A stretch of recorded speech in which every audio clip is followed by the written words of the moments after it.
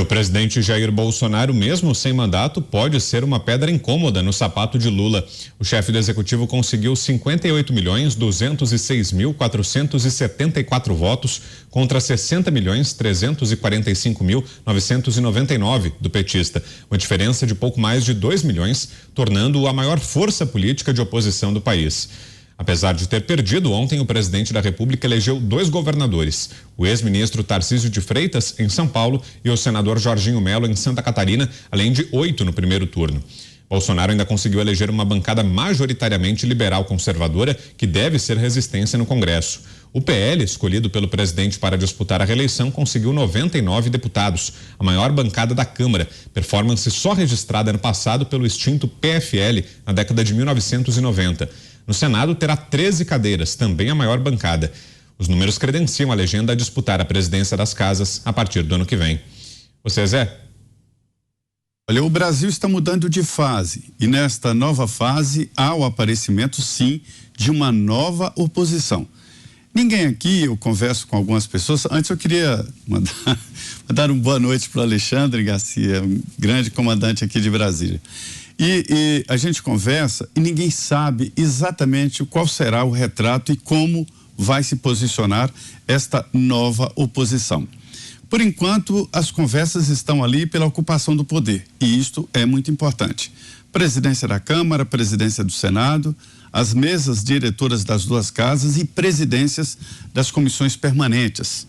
A gente vê claramente de que é a primeira vez em que um governo tem uma base menor do que a base de oposição. É quase o dobro da base fixa. E aí o governo que entra, Lula, pode negociar, mas vai ter que pagar caro, né? A negociação também é diferente, com o chamado pêndulo, que é um grupo ali formado pelo Centrão, inclusive com integrantes do partido do presidente, o PL, né? Que pode ir para o governo ou apoiar ocasionalmente o governo. Por que eu digo que a negociação mudou? O Alexandre sabe muito bem, tem uma experiência muito vasta aqui em acompanhamento de negociação e sabe que agora os parlamentares estão cheios do dinheiro. O orçamento secreto mais emendas parlamentares somam quase 40 bilhões, mais de 38 bilhões de reais. Então não é com liberação de emendinhas que se vai ganhar o apoio aqui, apoio ali, não. É preciso fazer uma proposta muito pesada para que esse pêndulo chamado vá para o governo. Eu não acredito. Poderá, num ou no outro projeto, ajustando ali o conteúdo do projeto, né? O mérito é possível. Mas assim, como base fixa e como aquela super base que Lula montou com o mensalão, isto neste Congresso é impossível. A gente viu aí os comentários sobre o Supremo, a gente vê que agora o presidente Lula vai indicar 2, mas não serão 2 do colete dele, não. Vai ter que negociar com o Senado. Não tem esta autonomia para indicar e aprovar no Senado ministro para o Supremo Tribunal Federal. A coisa mudou. E sobre o presidente Jair Bolsonaro, ele hoje, é incontestável, né? A maior liderança política do país. É a realidade. Ninguém no Brasil reúne todos de uma forma tão espontânea como o presidente Jair Bolsonaro. Por onde ele anda, é uma pegada muito popular, como também é popular o ex-presidente Lula. Mas Jair Bolsonaro, ele reúne uma condição muito maior de juntar pessoas e de ser um grande líder. Então, estamos falando de 2 tipos de oposição. São os tempos modernos. A oposição do Congresso Nacional, que é a oposição oficial de voto, e a oposição nacional. Essa oposição nacional é importante. Nós estamos no novo mundo das comunicações. Cada um no celular se transforma em liderança política.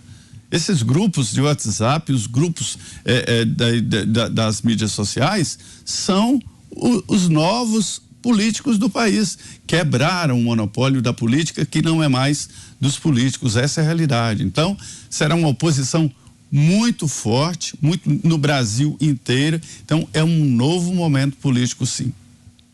Você, Mota, 1 minuto e meio.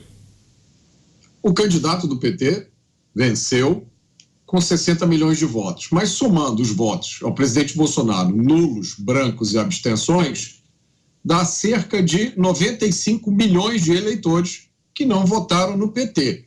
Então, é bom a gente levar isso em conta para entender que o antipetismo é maior, muito maior do que o petismo. E o petismo ganhou por pouco. Quase todos os ex-ministros do presidente que se candidataram foram eleitos.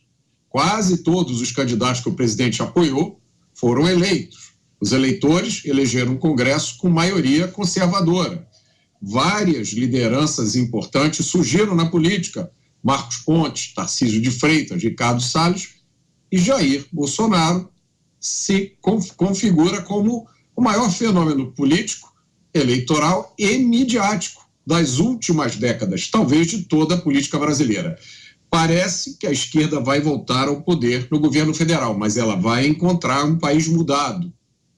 A direita se tornou a força política mais relevante do país. Isso não é uma compensação, mas é uma esperança. Seu comentário agora, Fernão Lara Mesquita. Temos 1 minuto e meio. Fernão.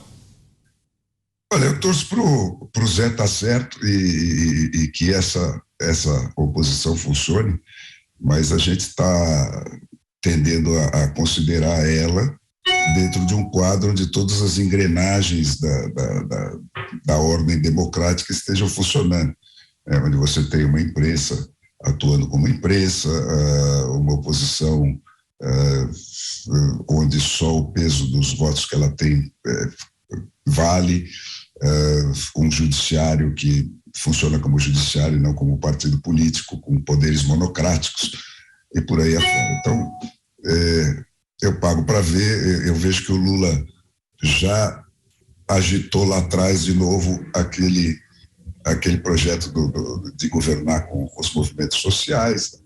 Eu acho que isso vai ser um confronto. Eu queria só voltar um minutinho para a questão dos ministros do Supremo, né? Eu acho que com 4 proibições você conseguiria resolver isso na base de uma emenda constitucional, né?